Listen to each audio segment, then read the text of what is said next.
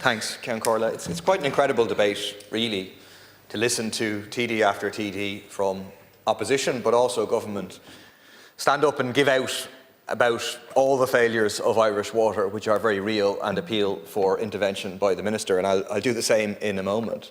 But it speaks to the failure of this institution of Irish water, whose only rationale in reality was to take the public assets previously in the hands of local authorities, to tie them up in a bow and prepare them for privatisation. That plan, certainly of full frontal privatisation, was stopped by a mass movement of protest and of non-payment. But we are still dealing with a litany of failures of this organisation of Irish Water and a lack of investment over a long period of time. I'll give you an example.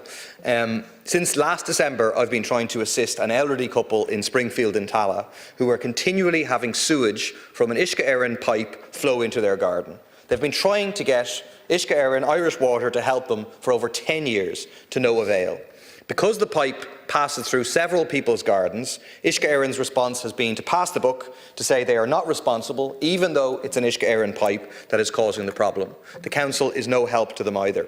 On top of being totally unhelpful, Éireann has actually threatened this couple with criminal charges if they try to fix the source of the problem themselves. They're basically saying just keep cleaning up the raw sewage themselves, keep your mouth shut and stop annoying us. It's a totally unacceptable attitude from a public agency. Raw sewage flooding into anyone's garden is an obvious health hazard. It's not just affecting this one family, but their neighbours as well. And I dealt with a very, very similar case just a year ago, exact same situation and the same lack of response by Éireann. It's exactly the type of issue that Éireann is meant to be dealing with. Can the Minister look into it and make sure that Éireann actually does its job? Finally, to go back to the broader point, last night we heard from the government, Tuesday night, from the government that don't worry, we've no plans to introduce excessive usage charges, which were stitched into the defeat of the water charges as a backdoor to try and bring water charges back at a later stage. But at the same time, you refuse to vote for legislation which would mean that excess usage charges are off the table, they can't be brought in the future. So people would be right to be very suspicious of what you are doing.